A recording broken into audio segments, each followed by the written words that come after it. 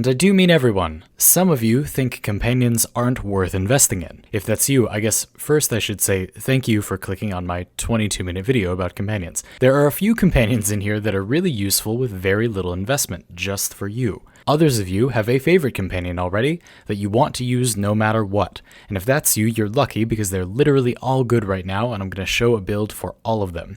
And some of you want me to just show those builds already. Those of you too have come to the right place. Also, there are timestamps in the down there part. So, behold our current companion roster. If I had to rank these, I'd say everything is A tier except the Helminth Charger, Moas, and the Raksa and Sunika Kubrows, and those four are B tier. They're all pretty good. Really having any companion just so you have a vacuum effect from vacuum or fetch is already a huge benefit, but beyond that, here are some reasons to pick one companion over the others. Sahasa Kubrows are really versatile. They can give you more ammo and energy, and they can effectively kill meaningful enemies on their own, and also heal you, and Dethcube can also give you a lot of energy. It'll perform best with something that's good at hitting a lot of enemies at once, like a Sweeper or a Cryotra built with Blast. Here's my Sweeper designed only to tag enemies for assist credit, with a ribbon that gives it more multi-shot so there are more pellets to tag more enemies. I think Sahasas and their dig precept are a little better for energy sustain when you're out of combat, as dig happens pretty frequently even if you're not fighting, whereas Dethcube is your in-combat energy sustaining machine. These are both especially useful choices when you're using an ability with an upkeep cost, like Exalted Blade, because those turn off Zeneric's Energizing Dash while they're active.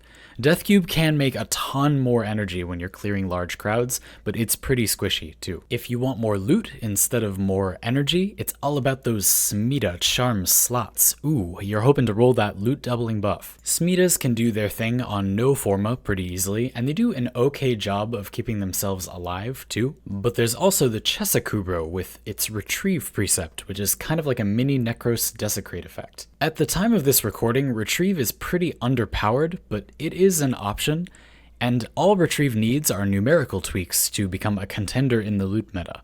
All Kubrows are powerful anyway because of Mecha Overdrive, so it's not like you can't use it, as we'll discuss with the Sunika and Raksa species, but Smeetas would still be better for stuff that can't be desecrated, even if retrieve got buffed. Speaking of that, the Oxylus is overall better for fishing.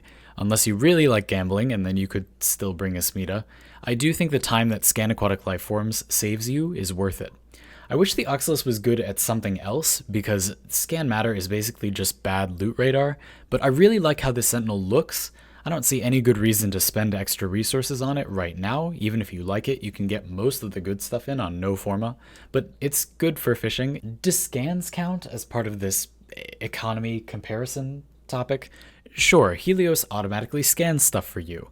These vulnerability marks that Detect Vulnerability makes are also a pretty large damage buff if you can notice and hit them. They're basically like Banshee sonar. They don't last very long, they move frequently, but it's got a short cooldown too. So again, as long as you can actually hit them, they are a significant damage increase. Mostly, Helios is great for automatically scanning stuff for you. Helios also has its own exclusive weapon with by far the highest raw output of any robotic weapon, but it's been like 2 years and I've still barely fully optimized it.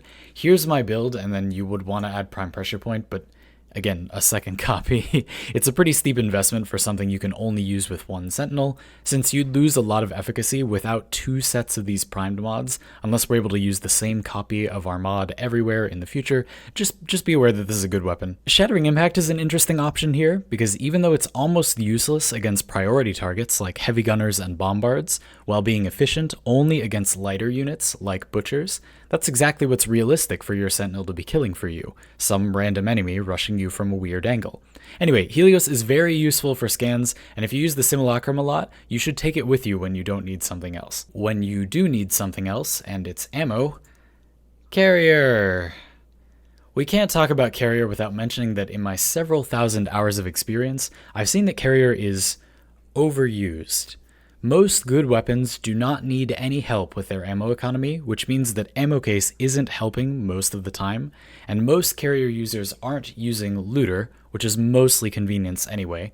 so Carrier is doing literally nothing specific in most loadouts. There are two major reasons that you see Carrier everywhere, even though, as we just discussed, it's pretty likely that it's not really doing anything in most loadouts. We see it everywhere anyway. One reason is just a history lesson. It used to be that Carrier was the only companion with a vacuum, so most people used to use it almost exclusively, which I'd say was unfortunately the right way to go at the time, and people are simply slow to adopt new things. It's just complicated to keep up with the meta. But times have changed, and now other stuff is good too, if you want it to be. The second reason for Carrier's ubiquity is, I think, an example of a solution before problem fallacy, where first it's assumed that Carrier is needed or at least helpful, so it ends up being used preemptively at all times in all loadouts because it's got a role that's easy to understand and it feels like it provides simple value. You can see it converting ammo and theoretically that means you're getting some value out of it, it's doing something. But that thought process makes it impossible to know if Carrier is actually helping or needed because there's no experience without it to compare to. Many times players won't have ever used a new weapon without Carrier. Now, this is totally understandable, it's a fallacy we all fall into all the time, but I strongly recommend just trying something else in your favorite loadout. You may be pleasantly surprised by how unnecessary Carrier often is. This solution before problem thing also shows up where many robotics users won't equip weapons on their companions because they heard somewhere that it'll draw aggro to their companion and get it killed. Warframe does have an aggro system, but again, for many players it's impossible to know if this would get their Sentinel killed because there's no experiences with robotics weapons equipped to compare to. In my experience, this is 100% a non-issue. And if you are still worried about it, you can just use the Artax and the Cryotra, which actively defend your companion by crowd controlling would-be attackers. From experience, I can tell you that this will make your companion less likely to die, not more. Again, just give it a try. The Artax is the most accessible robotics weapon anyway, and you can just use no mods on it and get those free forced cold procs. Okay, so briefly back to Carrier, it's also pretty tanky overall, which can occasionally be a good reason to choose it. And like all Sentinels, it can also revive you quite a few times on its own with Sacrifice and Primed Regen. Huras, Kubrows, and Shade offer a more direct survivability option by stealthing you if you aren't attacking. That stealth is great for reviving allies and such, and both of these options offer offensive benefits too. With Huras Kubrows, it's Mecha Overdrive again, and as with all link effects, this looks at either your Warframe or your primary weapon, so in this case your primary. I recommend bringing a weapon that specifically wants 100% status before additional multi-shot. That would be something like the Tigris Prime, let's say, perhaps with this build. And so the mecha set, Mecha Overdrive is good anyway, but the set itself is useful if you run just half of it on your Kubrow, but it's quite powerful if you run all of it. Here's an example of that on my Inaros. Basically, you just need to fire slash procs into the marked enemy, and watch everything die, and it will work up to very high levels. This is really good synergy with those distributed status chance weapons, which often work off the power of their slash procs, so you can just... yeah. And again, that works with all Kubrow species. You can just put Mecha Overdrive on any Kubrow, the mecha set will work with any Kubrow, and it's not about the Kubrow's damage, it's your damage, so it will work with any option. Shade is definitely a little less exciting, but since it's very simple and fairly tanky, with rather low synergy potential, it's a nice choice if you're just lost about which companion to use. It does give you a lot of control over the damage it provides with Ambush. This is base damage, so it's additive with your Serration and Hornet Strike and whatever, but it's still a fairly large boost. Not quite as large as the Adarza Kavat's Cat's Eye, which gives your weapons additive critical chance, and quite a lot of it at 60%, with a lot of uptime too. With Cat's Eye, you can make anything crit. It gives 60% critical chance to weapons regardless of what their base critical chance is, unlike the way that other mods interact with critical chance. So you could bring along a weapon like the Nucor here that has very high critical multiplier but not the most consistent crits, and just use your primary until this buff is active, and then you can pull this out and blow up everything for 10 seconds. Adarzas are essentially the only companions dedicated to offense alone, and incidentally the Adarza Kavat is also the only companion with no solid response to armored enemies. Kubrows have Mecha Overdrive. Robots can usually at least crowd control enemies they can't kill with their weapon or a precept. The Smeeta is more loot focused, and as you'll see, the Helminth even has a little tech against armor, but the Adarza pretty much just has raw damage. Sharpened Claws doesn't have any priority system since it just activates randomly as far as I can tell. I find this is the opposite side of the coin from that thing with the Deconstructor and Shattering Impact, where your Kavat will often remove all the armor from one single irrelevant fodder enemy and it'll make little difference with its damage. I don't recommend it. I think you're better off with Cleave from Swipe. Due to that cleave, I find Hunter Recovery is still powerful here at most levels, although it will stop short against high-level Grineer. That's it for the offensive options. Then there's a bunch of Sentinels that provide some crowd control, but going back to the topic of direct defensive effects, you get Taxon very early on, and its molecular conversion is broadly useful long after you get it because of adaptation, which will give those shields or overshields created by molecular conversion some damage reduction, which makes them represent more effective health. Other forms of damage reduction that aren't armor, such as Mesa's Shatter Shield and Trinity's Blessing, will also affect these shields or overshields, so Taxon provides a surprising amount of effective health over time. The weapon that comes with Taxon, the Artax, is also very useful on No Forma, as has already come up a few times. I only have a couple of mods on this, and they still don't do too much. Eagle Eye causes Sentinel weapons to acquire targets at further range, so most Sentinels have a 30-meter attack range from their Assault Mode mod, and this makes that a bit larger, which is usually good, but again, sometimes preference. And then a little punch through never hurts, but mostly this weapon just does forced cold procs. It doesn't really do much, indeed there isn't a lot you can do to improve it with mods. It just provides a forced cold proc and that's about it. But that's pretty alright for something that you get for free from a good Sentinel. If you ever can't decide which robotics weapon to use and you don't have the Cryatra, equip the Artax. Wyrm is in between the defensive and crowd control groups and provides some valuable protection against status effects, and even though it doesn't say so, Negate also prevents some types of knockdowns and crowd control from affecting you, so it's pretty powerful against higher level enemies, although it is important to keep in mind that some common sources of important status effects to avoid, such as the poison clouds from those flying infested thingies, those proc Taxon a lot. So you're only going to prevent one of those. So it's not effective against everything, but the odd slash proc, the odd knockdown, it's effective against that. And it can also do a very forceful knockback. Just a really unnecessarily huge, like you really don't. That on Wyrm Prime specifically, I'd recommend using shields instead of health. You'll notice that I structured almost all of these companion builds so that if they repeat a mod that is also on other Sentinels or also on other Kubrows or whatever, it's in the same slot. I structured them all that way. So this looks the same, but note that I'm using redirection here.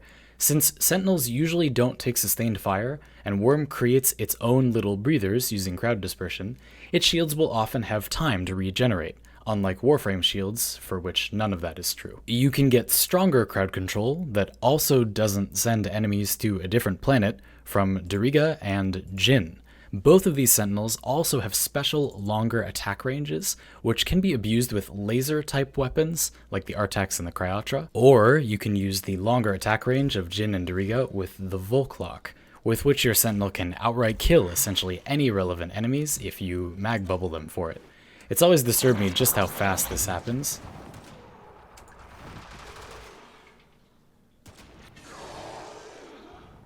Diriga is pretty straightforward. It fires lightning at enemies that get too close, either stunning one or firing a chain lightning at many.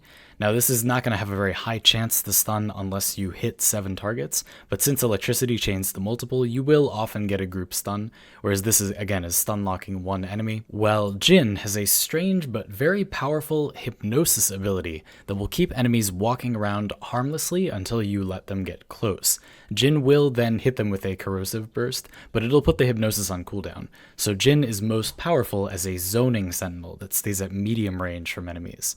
Djinn is also unique as the Immortal Companion. It can come back as many times as needed, although if it already burned all of its primed regen charges, it is likely to just die very quickly again, and then you're waiting another 90 seconds for it to resurrect itself.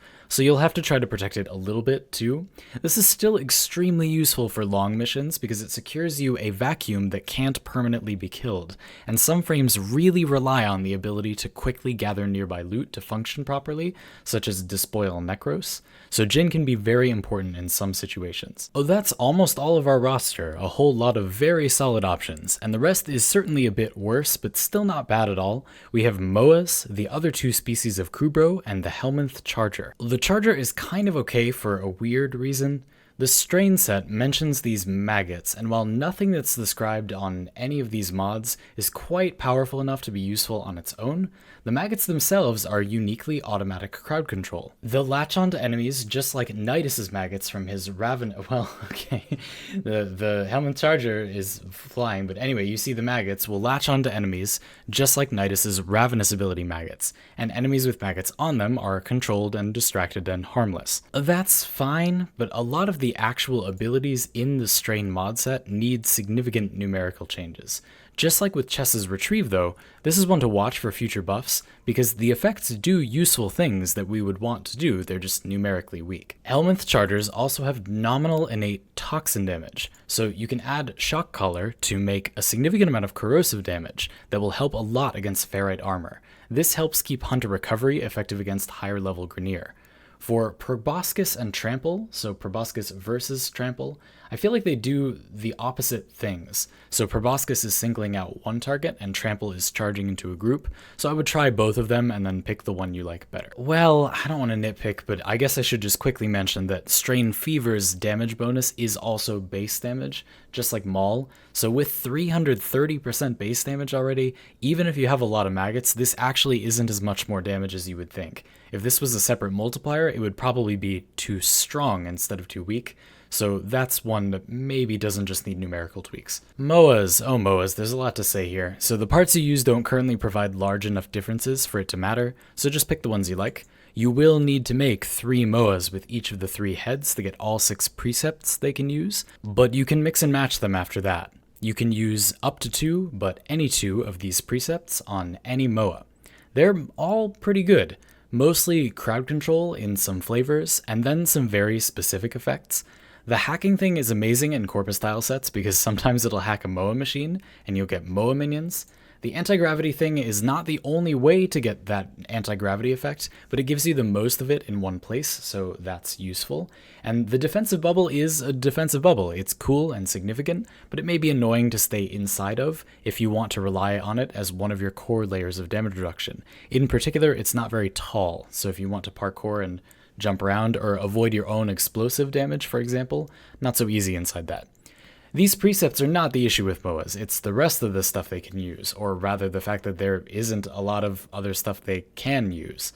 Moas are currently the only companions without set mods, so there aren't really enough useful mods to fill out a build. Still, this is as good a time as any to talk about other Omotic mods that I didn't use or don't recommend that you might want to use here.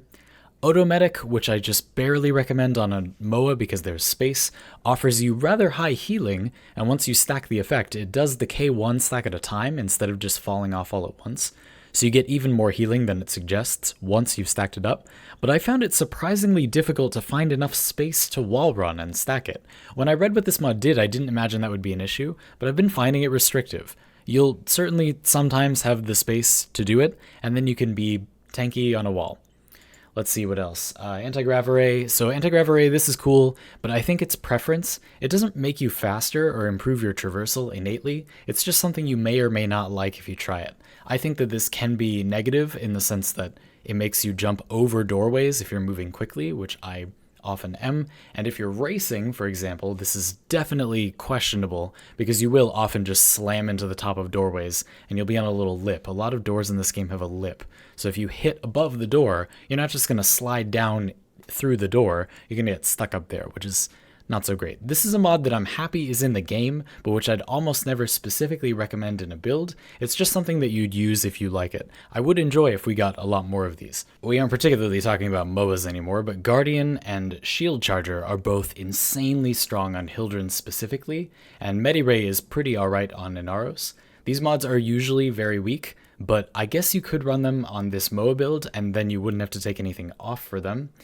Right, one other potentially good thing about Moas is that they're the only robotic companions that can use the Link survivability mods, so Link Health, Link Armor, and then Link Shields. And Link Health specifically is very strong in a way it doesn't describe. It also links some forms of healing, like Wisp's Vitality Mote regeneration and healing return on your melee weapons. To be clear, even though it doesn't specify this, Link Health also heals your pet when you get healed by most sources. It doesn't work with everything, but it works with most things. That's why I didn't use Pack Leader on any of my companions, because in most loadouts, Link Health already is this. So if you have a companion with a gun and other robotic stuff like Automedic if you really wanted to, but then you also have it be very, very tanky like most beasts because of Link health, theoretically there could be a reason you would want to do that. I think that Moas will be very strong if and when they get their own set mods, because they feel almost competitive already with like half a build. That leaves the Raksa and Sunika Kubrows, both of which are not bad at all. As before, all Kubrows are good because of Mecha Overdrive, but they don't do anything powerful that you can't do with another companion.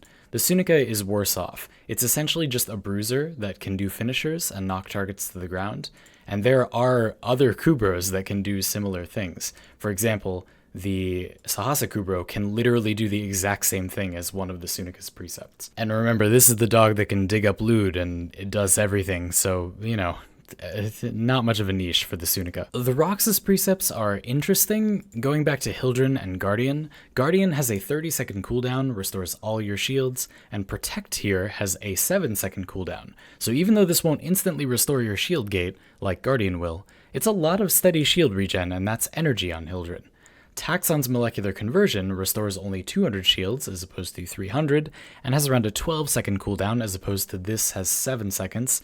But still, Taxon could run both molecular conversion and Guardian, while the Raksa Kubrow can't use Guardian.